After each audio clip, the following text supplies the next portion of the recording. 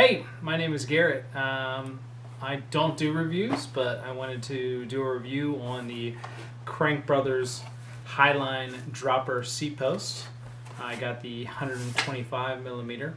I just want to take a second to review this because there's not a whole lot of reviews out there on YouTube for this dropper post. So I wanted to give you my initial thoughts on it, quality. I'm actually building up a new Santa Cruz Bronson C that you can see in the background. I just sold my other bike and actually sold off the dropper post, the RockShark Reverb with it. So I just wanted to kind of compare the quality of the Reverb versus the Highline, at least give you my initial thoughts. So got this off the internet. The prices are all about the same, but got it off the internet for a pretty good price. It was shipped in about 2 days to me for an extra $5. I think it was Planet Cyclery that I got it off of. So just going to go ahead, open it up, take a look at it, see how the fit and finish is, see the quality of it, and kind of give you a couple remarks on it. So nice packaging. They shipped it pretty protected as well. No major concerns. I'm pretty picky about that. But they did a good job wrapping it up. Got it to me really quick. Couldn't believe it. Unfortunately, I was out of town, so I wasn't here when they got it. But I'm just going to go ahead and open it up and take a look. I did get the 125 millimeter 31.6 Seatpost to fit the Bronson. So the new internal routing is a major plus. The last one I had was an external routing, and it happens to put some rub marks on the seat stay, or the seat post. So anyway, let's go ahead and take a look at it. We'll get it out of the box, give you my opinions on the product. Packaging is really nice. Initial view looks pretty nice. So here it is.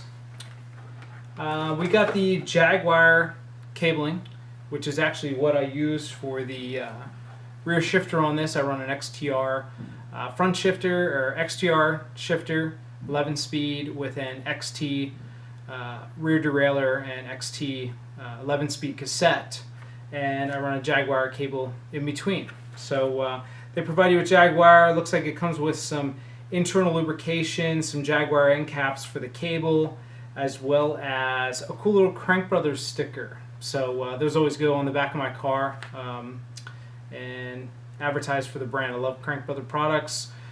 Mixed reviews, but I love them. Love their pedals. I have them on both my gravel bike and my mountain bike. Just a huge fan. So some instructions. Not really going to get into those. I'll post a second review up when I actually install the dropper post and let you know how it goes. But we'll actually take a look at the post now. So overall, it looks great. Looks like a great post. Fit and finish is really nice. I don't know how well you'll be able to see this. Let's see if it zooms in. Yeah, it doesn't want to zoom in too well, but anyway, you're just gonna have to take my word for it. It's got different insertion heights, which is really nice. Gives you a minimum insertion depth. Yeah, just overall a really nice post. Let me grab my cable ties real quick.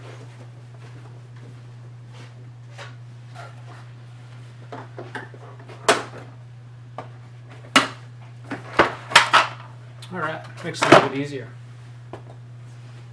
So the nice thing about Crankbrothers versus the Reverb that I really like is that it doesn't have a hydraulic cable going through the frame. While I never had a problem with the leaks, I'll give Reverb that. Never had a problem with leaks or anything like that. I just feel a little bit better with an internal cable, very easily replaceable, not having to constantly bleed it. That's a big bonus for me. So like I said, the Reverb, great product, never really had any issues with it. Had to bleed the system a couple of times, but I like the idea of having an internal cable a little bit more. But the fit and finish is great. I'm really impressed with just the way this product comes, and for the price, I mean, you really can't beat it. Planet Cyclery has it for a lot cheaper than anybody else, so kind of a little plug for Planet Cyclery, but everyone else has it for a little bit more expensive than Planet, so that's why I went with them. So for the price, you really can't beat it. It's about half the price of what you would pay for a new RockShox reverb with internal, stealth reverb. So great finish, just an overall great product. The one thing I really love about this one that is this nice little switch.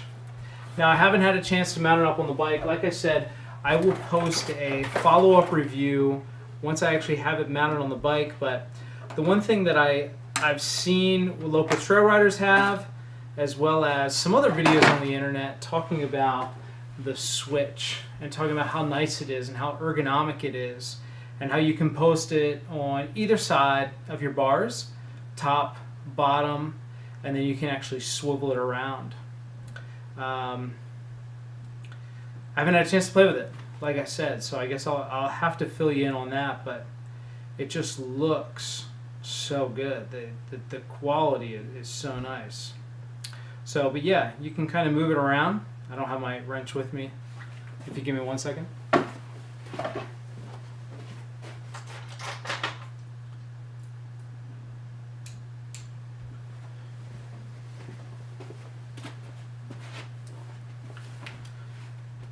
So the nice thing about the Crankbrothers Highline is the ability to move this.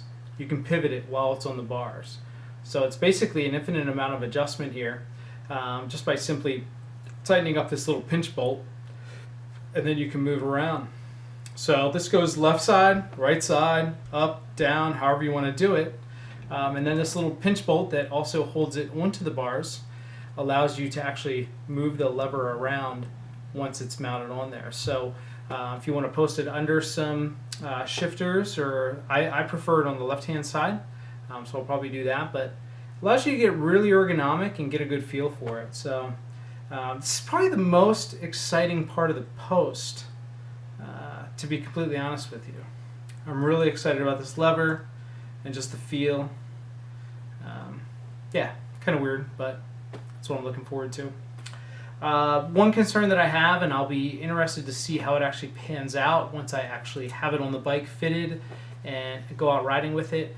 The one thing I loved about the reverb was the ability to hear it get to full extension, right? So you press that button in and you actually hear it crank up to the top really quick. I always had it on the fastest speed, but it was kind of a mental thing knowing that when I heard that, the post was all the way up. So that was always a nice feature of that. I've seen a couple guys post about how this is a little bit quieter, a little bit softer, so you don't really get that thud that the reverb has when it hits full extension. So I'll be interested to see how that actually pans out once I have it installed, like I said. The next post I'll post a review up on how hard the install was, how hard it was to adjust it, and then I'd like to take a couple weeks and get a couple rides on it and see how it does, and then I will be sure to report back. But that's it. Initial quality, fantastic. Good fit and finish.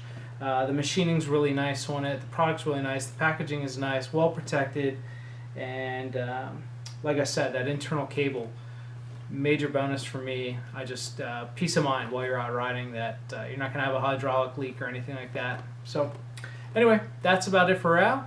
My name is Garrett. I'll try to be posting some more videos in the future.